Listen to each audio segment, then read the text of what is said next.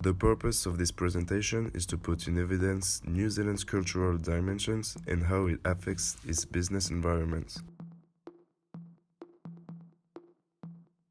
The Treaty of Waitangi is a treaty first signed on the 6th February 1840 by representatives of the British Crown and about 540 Maori chiefs from the North Island. It is a document of central importance to the history and political constitution of the state of New Zealand and has been highly significant in framing the political relation between New Zealand's government and the Maori population.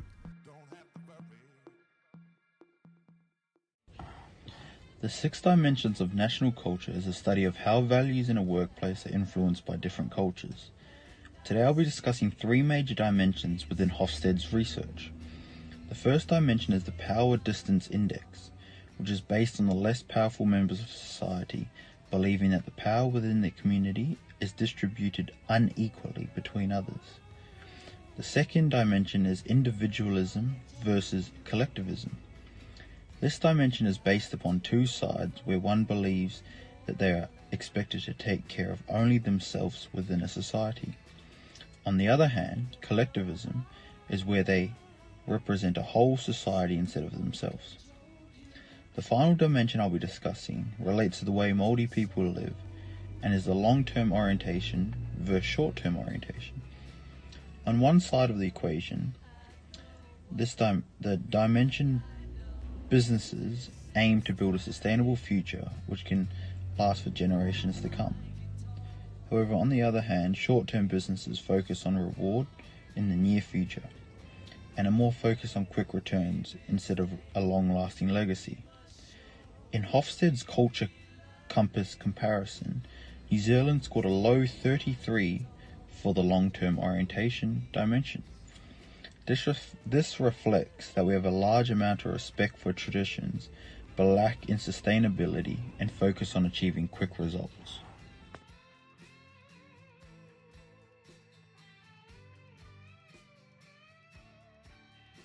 Waitangi has many effects on New Zealand businesses. Nelson Marlborough Institute of Technology, or NMIT, is affected in many ways with regard to running as a successful business. Some Treaty of Waitangi principles that NMIT acknowledges are that they are committed to working with its treaty partner, iwi.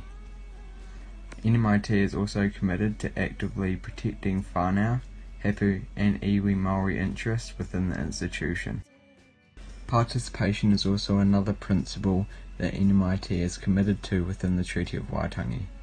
This means that NMIT provides opportunities for whānau, hapu and iwi Māori to fully participate across all levels of institution, both in study and work. NMIT has a lot of other different overall objectives that relate to their partnership with the iwi. Some include NMIT, that is a place where Māori students can succeed. NMIT is a place where Māori can feel welcomed and supported, and it is also an institution that celebrates its treaty partnership and multiculturalism. Many Māori businesses operate by a set of key values. This sets them apart from other businesses, particularly ones that operate solely to make a profit for the owners and shareholders. These key practices include the ethic of belonging and kindship. This cultural business practice acknowledges the importance of networks and relationships, also developing, managing, and sustaining relationships. The practice also includes caring and working collectively with others to achieve common goals within the business. Guardian of natural resources is also another key principle of tikanga Māori. This means that the responsibility for the environmental is taken very seriously, while also being a sustainable enterprise. These cultural business practices and Treaty of Waitangi principles are used by many businesses in New Zealand, helping them build bicultural partnerships in New Zealand. NMIT understands and acknowledges that the Māori tangata whenua, people of the land, have a special relation with the land and the importance of this in society. Not only this, but the NMIT have a partnership with the iwi that make sure that Māori have equal rights, protection and status within the Nelson campus. The Treaty of Waitangi has had a huge effect on the fishing industry in New Zealand. and especially within the Auckland and Nelson-based company Sealord. The Treaty of Waitangi guaranteed land, forestry and fisheries to the Māori people. However, over time in New Zealand, the laws began to regulate commercial fishing again. In 1992, the second part of the treaty was settled. This included $150 million to be invested into development and involvement of Māori fishing in New Zealand. The new development opportunity is clearly seen within Sealords, who has a big role to play within the Māori fishing industry.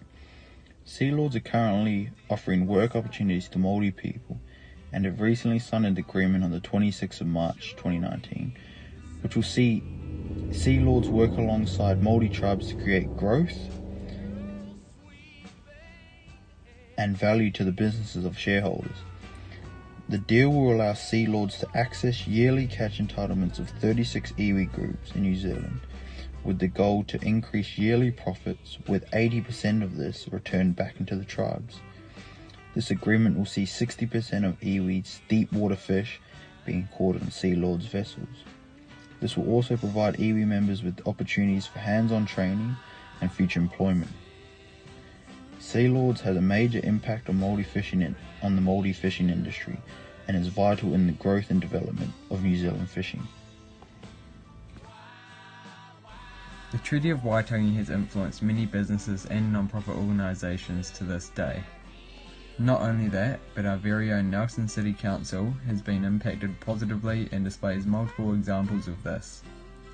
As displayed on Nelson City Council's Future 2060 report, their vision shows they are hoping to make strides to maintain New Zealand's treaty heritage and educate all members of society about cultural diversity. As of now, the Nelson City Council has been affected by the Treaty of Waitangi as they understand the cultural importance of land and waters in the region.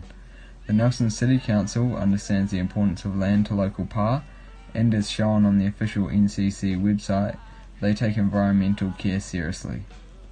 In a court ruling in March of 2017, the Supreme Court ruled that Māori landowners in Nelson are to have a reserve of 15,100 acres of land, provided by the council. They are owed from a prior settlement in 1841. This reimbursement within the Nelson region has shed light to the importance of Māori land and the effects the Treaty of Waitangi has had on Nelson City to this day. Other examples of these effects are as basic as signage and posters the Nelson City Council has distributed around the region, the introduction of Māori learning in schools and Māori art, which is displayed in local art galleries and community centres. The Nelson City Council has welcomed artist Roa into the region, with Nelson lawyer firm and the NCC allowing him to project 2 huge murals to the side of 2 buildings. He has created 2 iconic murals which consist of a seal and octopus done in black and white. The Nelson City Council used the previously discussed topics to allow functioning cultural business practices between Māori and New Zealand and Europeans. The NCC hopes to represent Māori heritage and culture, which allows the NCC to communicate well when undergoing settlements and special Māori events. The cultural business practices allow the Nelson City Council to hold events such as the Motueka Kai Fest, Te Reo Waitangi, International Kai Festival and Wild Foods Festival with various organisations and secured partnerships in the future. Furthermore, the Nelson City Council has provided the region with a Kaihatu Manager for Māori Partnerships. Pania Lee Kaihatu is responsible for this job and provides service to build a culturally diverse and acceptable government while supporting the development of partnerships with local community groups, iwi and organisations within the Nelson region.